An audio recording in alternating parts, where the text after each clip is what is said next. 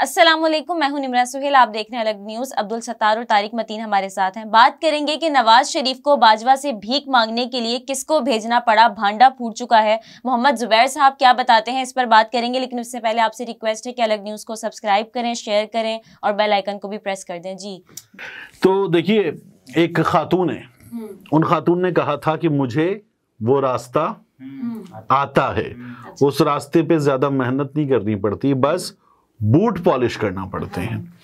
ये अक़वाल ज़रनी है मोहतरमा मरियम नवाज शरीफ साहिबा के, जिनको वो रास्ता पता था। और अब हमें ये सब बाकायदन पता चल रहा है कि उनको पता था, उस रास्ते पर अमल भी कर चुकी है। और वो उस रास्ते पर जो है वो अब ऐसा लग रहा है कि चली नहीं है, दौड़ी है उस रास्ते पर। और हाँ, वैसे वाकई उन्हीं पगडंडियों पर से उड़ती हुई गुजरी है। तो वो मरियम नवाज शरीफ साहब और अभी उड़ेंगी।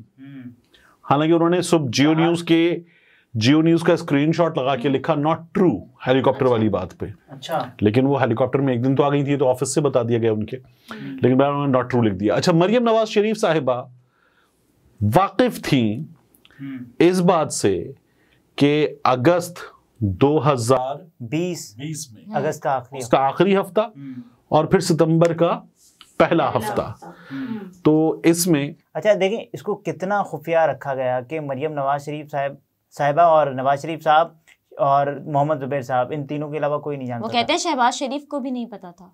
हाँ, तो शहबाज शरीफ साहब के अपने कारनामे हैं। अगर जुबैर साहब गाड़ी की डिक्की में लेट कर जा रहे होते तो फिर पता होता। अगर जुबैर साहब पिछली सीटों के दरमियान लेट कर जा रहे होते तो फिर पता चलता। सीट आगे होते ना, फिर तो पीछे तो कोई और थे।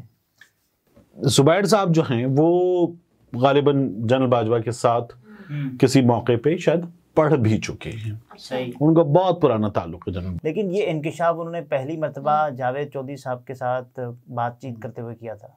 बिल्कुल, पहली दफा इंकिशाफ तो शायद अरशद शरीफ शहीद के प्रोग्राम में उस वक्त के DGSPR साहब मोहम्मद जुबैर साहब ने, जनरल बाबर साहब ने कर दिया कि मुलाकात हुई है। अच्छा, मुलाकात जो है वो ये भी बता दिया गया कि जुबैर साहब की दरखास्त पे हुई है जी। और जुबैर साहब ने ये भी बताया अब कि जनरल बाजवा के बेटे की शादी थी, मैं नहीं गया। मैं कैसे जाता, हमारे लीडर जेल में थे और हम ये समझते थे जितना इमरान खान कर रहा है बाजवा भी तो वही कर रहा है। हाँ, तो वो तमाम बातें उन्होंने की। लेकिन अब उन्होंने ये बता दिया कि 3 लोग थे और मैं किसके कहने पर गया, मरियम नवाज शरीफ, और नवाज शरीफ के कहने पर जाकर मैं जनरल बाजवा से मिला। कहते हैं मुझे मरियम नवाज साहिबा ने कहा कि जाओ बातचीत करो। मुझ पर ये इल्जाम है कि मैंने मुलाकात की, जबकि मैंने मुलाकात उस वक्त की जब मुझे नवाज शरीफ और मरियम नवाज साहिबा ने कहा कि अब जाओ और बातचीत करो। अच्छा, मैं तो एक और चीज का इंतजार कर रहा हूँ कि जुबैर साहब पार्टी से प्रैक्टिकली निकाले जा चुके हैं। सही।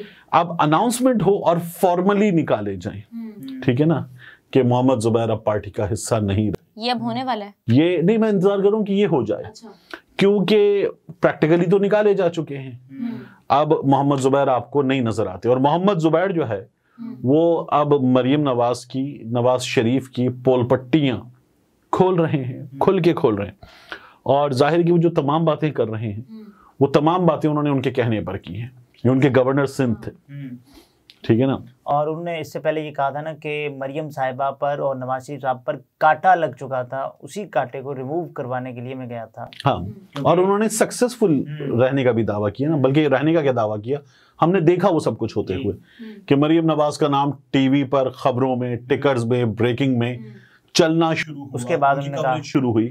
ये सब कुछ मोहम्मद जुबैर ने किया किसके कहने पर? जो है ना, इमरान खान हमारा मुकाबला तुमसे नहीं है, तुम्हें लाने वालों से हमारा मुकाबला है, और वो खलाई मखलूक की बातें करने वालों से।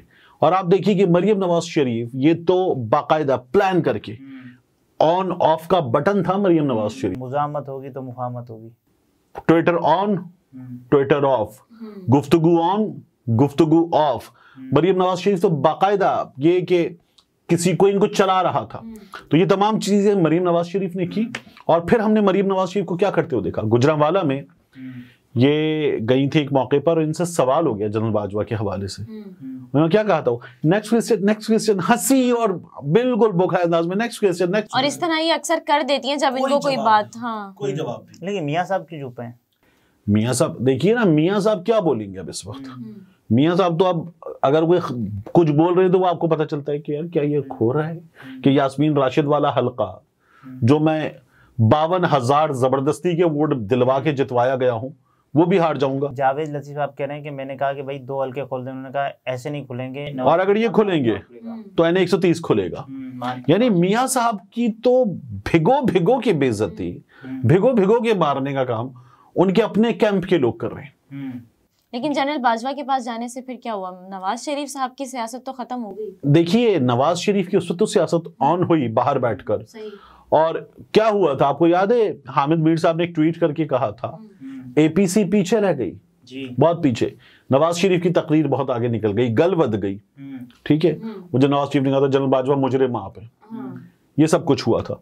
और नवाज शरीफ एक जो ना गलती क्या हुई हमारे यहाँ सहाफियों ने कि नवाज शरीफ को जब हम लोगों ने कह दिया कि जी क्या बात है, बंदा बोल पड़ा, तो हम एक चीज भूल गए कि नवाज शरीफ कब बोला। जब नवाज शरीफ यहां पर था तो नवाज शरीफ कहता था खलाई मखलूक, जब नवाज शरीफ यहां पर था तो कहता था बुग़्ज़ से भरे 5 आदमी। ठीक है, जजेस पे इल्जाम सारा। जब बाहर चला गया नवाज शरीफ तो नवाज शरीफ ने कहना शुरू किया जनरल बाजवा जिम्मेदार आप हैं, जनरल फैज हमीद जिम्मेदार आप हैं। नवाज शरीफ ने तकरीरें वगैरह की, लेकिन नवाज शरीफ का सॉफ्टवेयर तो वहां बैठे हुए अपडेट हो गया पाकिस्तान आने से पहले। लेकिन 18 सितंबर को तो कहा था ना कि मैं वही कह रहा हूं, मट्टी पाव नहीं चलेगा, और वहीं बिठाकर सॉफ्टवेयर अपडेट कर दिया नवाज शरीफ। आपने आना होगा तो फिर ये चलेगा। तो नवाज शरीफ जो है उसका सॉफ्टवेयर फौरी तौर पर शहबाज शरीफ ने जाके ठीक किया। अब क्या आपको कभी अब भी जो ना एजाजुल हसन वो चीफ जस्टिस बनने वाला था, इस्तीफा देके चला गया, क्या अब जनरल बाजवा की बात होती है पीएमएलएन की जानिब से? जनरल फैज हमीद की बात होती है? अभी तो बड़ा नाम भी नहीं उस वक्त की एस्टैब्लिशमेंट के किरदार की बात होती है? क्या नवाज शरीफ अब फौज का नाम लेते हैं? नहीं लेते। मरियम नवाज शरीफ नाम लेती है। तो ये जो मोहम्मद जुबैर ने इन लोगों के साथ की है और इन लोगों का पोल खोला है, क्या ये कोई पहली बार हुआ? अच्छा, इनको नहीं लगता कि लोगों को नहीं पता है? देखिए अब मुझे ये बताइए ना कि इनकी जमात के लोग जो कह रहे हैं, शाहिद खाकान अब्बासी ने क्या कहा, हम जो सियासत कर रहे हैं ये सियासत मुझे नहीं करनी थी। ठीक है, तो साफ नजर आ गया था ये क्या कर रहे हैं। फिर उसके बाद जावेद अब्बासी ने क्या किया? जावेद अब्बासी ने भी बता दिया कि हम हार गए और ये एस्टैब्लिशमेंट ने हमें जितवाया है। आसिफ किरमानी साहब, ठीक है, आसिफ किरमानी क्या बता रहे हैं? दानियाल अजीज साहब, ये लोग सब लोग उनसे जिस तरह से अलग हुए। अच्छा, ऐसा है कि अब इमरान खान साहब को भी किसी को भेजना पड़ेगा एस्टैब्लिशमेंट के पास, क्योंकि वो भी जेल में है। तो देखिए मैं आप सर्च करूं, इमरान खान साहब जो हैं वो तो खुद कहते हैं कि मैं बात करूंगा, क्योंकि बात करेंगे तो बात बनेगी। वो कह रहे हैं कि इनसे बात करने का ही फायदा है, सियासतदानों से बात करने का फायदा नहीं है। ये जो हमारे यहाँ सियासतदान कहते हैं कि नहीं जी आपस में सियासतदान बैठकर बात कर लें, और इसका बड़ा सहाफी बड़ा शोर मचाते हैं कि इमरान खान को सियासतदानों के साथ बैठना चाहिए। तो नवाज शरीफ वो सियासतदान है कि जिसने मोहतरमा बेनजीर भुट्टो के साथ बैठकर चार्टर ऑफ डेमोक्रेसी किया, और फिर मोहतरमा बेनजीर भुट्टो को ही वो काला गोड पहनकर जाकर पीपल्स पार्टी को ही धोखा दे दिया नवाज शरीफ ने। ये बार बार किया।